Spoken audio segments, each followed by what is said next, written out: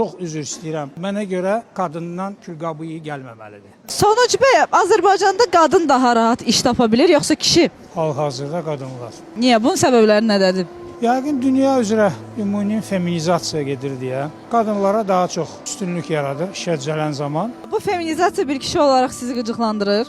Səmimi deyim, Hə, əlbəttə ki. qıcıqlandırır. Niyə? Köhnə adamlardanam. Qadınlar müəyyən təsirlərin altında başlayıblar çətin peşələri seçməyə. İlahi qüvvənin yaratdığı bir nizam var. Yəni matriarxat qadınların hakimliyi əgər özünü doğrultmuş olsaydı, ola bilsin mənim sözüm sizin xoşunuza gəlməsin, amma siz səmimi dediniz, mən də səmimi. Subyektiv fikrimizdir, mən də heç nə qarışa bilməm. Subyektiv olsa da arxasında müəyyən qədər obyektivlik var. Yəni əgər matriarxat özünü doğrulmuş olsaydı, indi patriarxat olmazdı, matriarxat olardı. Qadının çox gözəl yeri var, ailədə də, cəmiyyətdə də. Amma qadın gedib şalvar geyib, şaxtaya düşüb, orada müəyyən mədənlər istehsal eləsin, kosmosa uçsun, tank sürsün, xüsusi polis təyinatlı dəstələrində xidmət eləsin. Necə ki, Amerikan filmlərində cəmaata təlqin edirlər. Kişi ovçudur, müdafiəçidir, qoruyucudur. Qadın ocaqdır, evladların anasıdır, nəvazişdir, nəzakətdir, gözəllikdir. İstər qadın, istər kişi öz yerini bilməlidir. Bu rollar bir-birini əvəz eləyəndə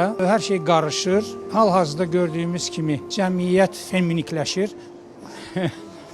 Keçmişdə axı bizim ordumuzda qadınlar olmuyor ya da hansı müharibəyə gedən qadınlarımız olmuyor. Niyə biz indi bunu göz önündən çıxardırıq ki, qadın fərddir və istədiyini eləyə bilər, axı seçim azadlığı deyə bir şey varsa. Bizim hansı sərkərdə qadınımız olmuyor, tomrisimiz olmuyor. Tomrisi desək, digər xatunları desək, onlar daha çox tarixi deyil, əfsanəvi şəxsiyyətlərdir. Amma yenə də olmuşsa da kimsə demir ki, qadının seçim azadlığı yoxdur. Dindarlar deyir ki, xeyr, Allah seçim verib, sən özün bilirsən hara gedirsən. Mən o barədə fatalistəm.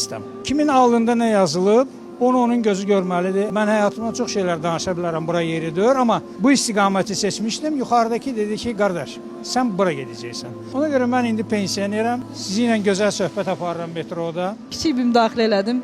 Biz də sığınaraq. Birincisi, sahibi ixtiyar sizsiz.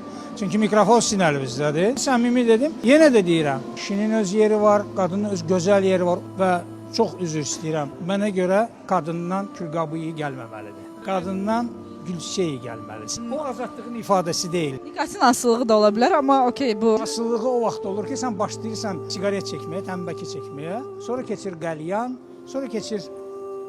Keçməsin də orada dayansın. Yox, Yeri keçməsin, xaç. Mən əndazəni aşmıram. Mən sadəcə demək istəyirəm ki, qadından gülçeyi gəlməlidir, külqabı iyi deyil. Əgər bir yanlış şey dedimsə, üzr istəyirəm. Çox sağ olun, təşəkkür edirəm. Mən də minnətdaram. Çox Sağ olun. Sağ olun gənclər. Hörmətlər. Yaradın, yaşayın, irəli gedin.